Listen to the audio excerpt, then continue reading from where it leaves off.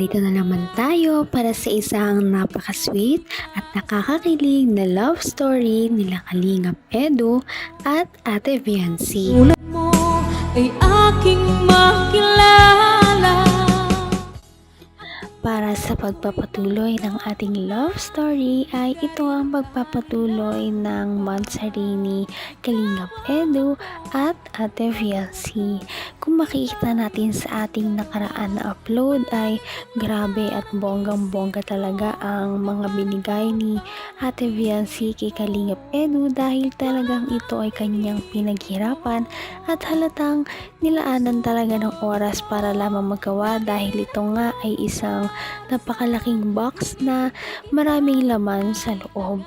At ang mga laman na ito ay makikita ninyo sa ating nakaraang video.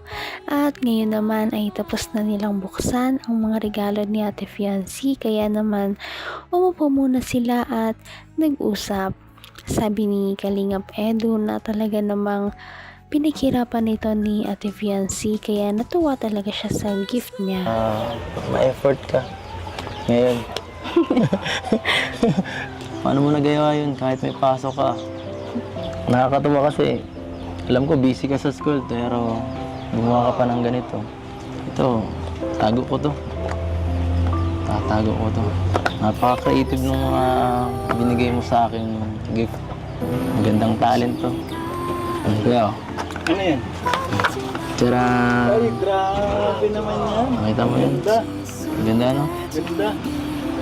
Lahat yun ang episode. Episode ng EDSA, guys. Lahat ng episode ng EDSA yan. Bumabawi talaga tol. Bumabawi. Bumabawi. Kasing nagselos ka eh. Yeah. Bakit ako magsiselos? Bakit mo sinabi? Hindi ako nagselos ah. Hindi mo naman sinabi pero nakikita ko sa mukha mo.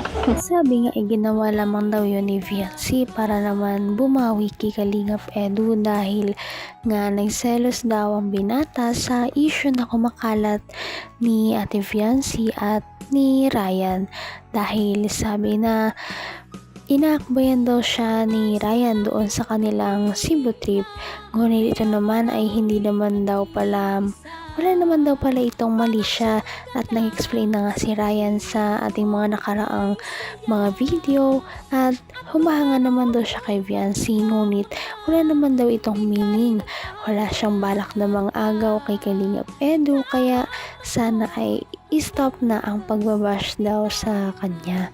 At sana nga matigil na ang ganitong issue dahil nga meron na at taken na si Ate Viancy kahit hindi pa sila ay syempre sila ang love team.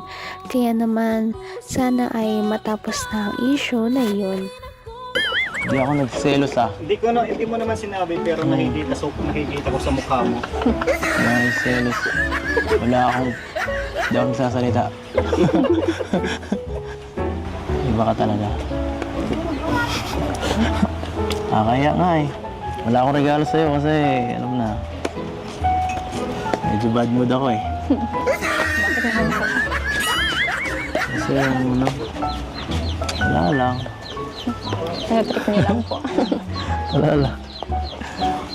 Ito mga nakaraw-araw, tahimik mo kasi nitong mga nakaraw eh. Baka po kayo. Ako. Ikaw ah, hindi kayo mamansin eh. Baka kayo po yun. Hindi ako. Wala akong regalo sa'yo. Hindi ko alam kung anong sasabihin ko pa. Sabi nga ni Kalingap Edu na parang itong mga nakarang araw daw ay medyo tahimik ang kanilang chat dahil parang wala daw masyadong nagsasalita, lalong-lalo na daw si Ate Viancy. Ngunit sabi naman ni Ate Viancy na kung may tahimik man daw doon ay si Kalingap Edu. Ano nga kaya ang mga dahilan kung bakit sila naging tahimik sa kanilang chat noong mga nakarang araw? Ngunit isa sa mga dahilan nito ay dahil busy nga si Ate Viancy sa paghahanap ng regalo para kay Kalingap Edu na binigay niya nga kanina na nakalagay sa isang box. Humingi naman ng tawad si Kalingap Edu dahil wala nga daw siyang regalo kay Ate Fiancy. Ngunit ang nagpakilig sa kanya ay sabi ni Ate Fiancy na okay lamang daw na walang regalo basta ang importante ay nandoon si Kalingap Edu kasama siya. Wala akong regalo sa'yo. Hindi ko alam kung anong sasabihin ko pa. Hindi, thank you. Thank you sa... Basta nandito po kayo. Hindi na po yan sa Okay akin. na ako dito. Okay na to. Mabawi na lang ako sa birthday mo. Malapit Hindi na niyo eh. na po yung kailangan. Hindi niyo na po kailangan pumawi. Bakit? Makasama lang po kayo. Okay na yun. Naniniwala ba ako?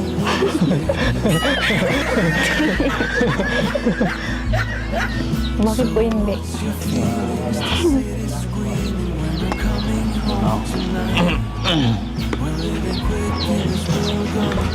Siya nga pala, yung ano mo, yung bahay mo. Malapit na maayos. Ang ganda na. Kaya nga po, nakarating na po ako dun.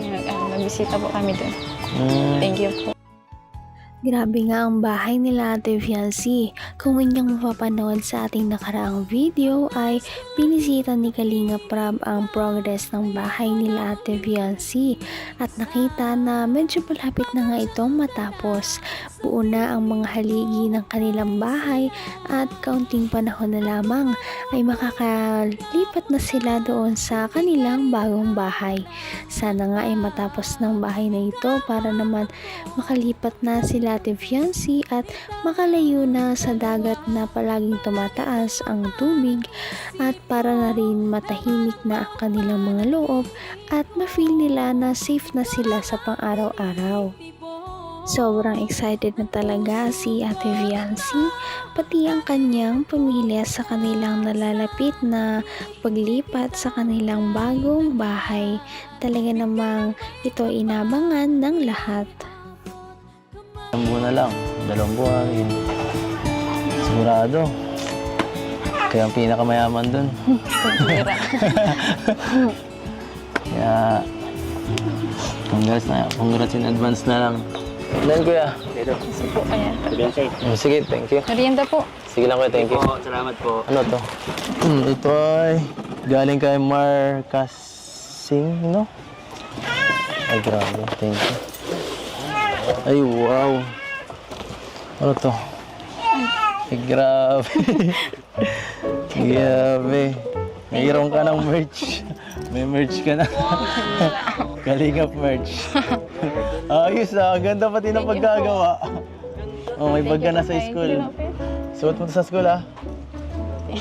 Ayoko po. Pag na ano po, pag Oh, baka may laman. Tingnan natin. Thank you po kay ano. Ang Ganino ganda. po yan. Marcas. Grabe talaga ang mga fans ni Ate Fiancy at Kalingap Edu. Talaga naman napaka-effort sa mga binibigay kay Ate Fiancy at napakarami nilang mga pakulo. Parang model talaga si Ate Fiancy doon sa binigay sa kanyang bag na may print ng kanyang mukha. Kung hindi mo kilala si Ate Fiancy ay parang talagang tunay na binibenta ito na isang model sa isang bag. Kaya naman nakakatuwa dahil napaka-creative din ng kanyang mga sponsors at supporters. Sana ay mas dumami pa ang mga blessings na dumating sa buhay ni Ate Fiancy dahil talagang sobrang deserve talaga niya at ng kanyang pamilya ang mga ito. Sana rin ay matapos ng kanilang bahay para makalipat na sila sa kanilang bagong tahanan. At yan ang ating aabangan sa susunod.